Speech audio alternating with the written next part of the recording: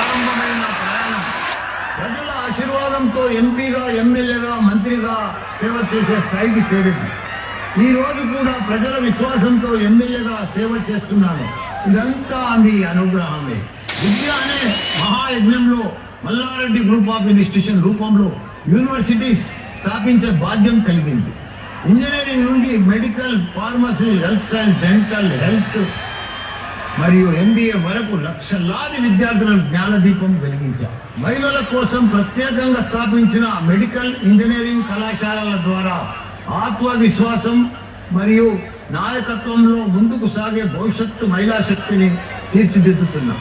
Mallareddy health city రూపంలో hospitals, medical కాలేజీలతో ప్రజల ఆరోగ్య సేవకు కృషి చేస్తున్నాం. స్వామి, టెక్నాలజీ యుగానికి తగ్గట్టుగా గూగుల్ క్లౌడ్ సహకారంతో దేశంలోని అతిపెద్ద డిజిటల్ క్యాంపస్ను స్థాపించారు. డీప్ టెక్, ఫిన్టెక్ వంటి ఆధునిక ఇంజనీరింగ్ కోర్సులతో విద్యార్థులను భవిష్యత్తుకు సిద్ధం చేస్తున్నాం. ఇండియాలోనే మొదటిసారి ఫస్ట్ ఇయర్ నుండి ల్యాప్టాప్తో క్లాసుకు రావాలని చెప్పి వారిని ప్రపంచానికి కావాల్సిన విధంగా సిద్ధం చేస్తున్నాం. లక్షలాది విద్యార్థులు వరల్డ్ క్లాస్ ఫెసిలిటీస్తో చదువుకుంటున్నారు. వేలాది టీచర్స్ తమ ప్రతిభను ప్రదర్శిస్తున్నారు. అనేక మంది తల్లిదండ్రులు కలలు సాకారం అవుతున్నాయి. స్వామి, ఇది నా కీర్తి కాదు, మీ అనుగ్రహ ఫలితం. ఇక ముందు కూడా విద్య ద్వారా దేశ సేవ చేయడానికి నాకు మీ ఆశీర్వాదం కావాలి. స్వామి, ఓం నమః శివాయ. మల్లారెడ్డి, నీ భక్తి మాకు తెలిసినది, నీ సేవ నాకు కనిపించినది.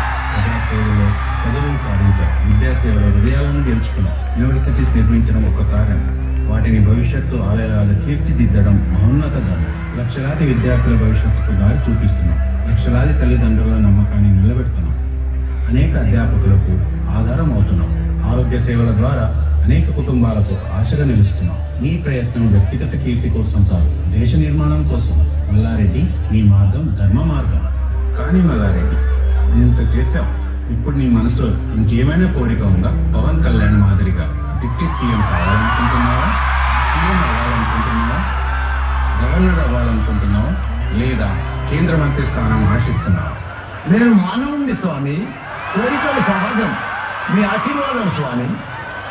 మన తెలుగు రాష్ట్రాల్లో సీఎంకి ఒక క్వాలిఫికేషన్ ఉంది కదా, ఎవరు జైలుకి వెళ్ళి వస్తే వాళ్ళే సీఎం అవుతారు. నాకు పదవి ముఖ్యము కాదు స్వామి, ప్రజల ప్రేమ, విద్యార్థుల విజయమే ముఖ్యము.